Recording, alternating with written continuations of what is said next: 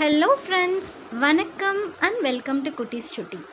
So இன்றைக்கி குட்டீஸ் சுட்டியில் 5 மாதத்துலேருந்து குழந்தைங்களுக்கு வர சளி, இருமல், காய்ச்சலுக்கு கஷாயம் எப்படி ப்ரிப்பேர் பண்ணுறதுன்றதை பற்றி தான் பார்க்க போகிறோம். ஸோ வாங்க, ரொம்பவே ஈஸியான நம்மளோட ட்ரெடிஷ்னலான கஷாயம் எப்படி ப்ரிப்பேர் பண்ணுறது நம்ம பார்க்கலாம்.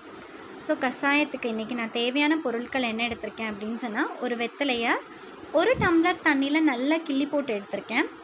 சீரகம், அப்புறம் மிளகு நான் காட்டின மாதிரி சின்ன ஸ்பூனில் நீங்கள் எடுத்துக்கிட்டால் போதும். ஸோ இதை 1 டம்ளர் தண்ணியில் நல்ல மீடியம் ஃப்ளேமில் நல்லா ஒரு 5 to 10 மினிட்ஸ் கொதிக்க விட்டு எடுத்துக்கலாம். ஸோ இந்த மாதிரி பாருங்கள், நல்லா கொதிக்குது. இது ஒரு 10 மினிட்ஸ் கழித்து ஒரு 1/4 டம்ளராக வற்றினதுக்கப்புறம் இந்த கஷாயம் ரெடி. ஸோ இந்த கஷாயத்தை நீங்கள் நல்லா ஆற வச்சு அதுக்கப்புறம் ஃபில்ட்ரு பண்ணி கொஞ்சம் தேன் கலந்து குட்டீஸ்க்கு தரலாம்.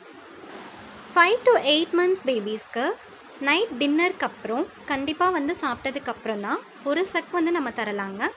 அதுக்கு மேலே இருக்கிற பேபிஸ்க்கு நம்ம 2 தடவை, மார்னிங் ஒரு தடவையும் நைட் ஒரு தடவையும் சாப்பிட்டதுக்கப்புறம் தரலாம். சளி இருந்தது அப்படின்னு சொன்னால் மோஷன் வழியாகவே வெளியேறிடும். ஸோ தாய்ப்பால் அதிகமாகவே தாங்க. தேங்க்ஸ் ஃபார் வாட்சிங். தேங்க்யூ.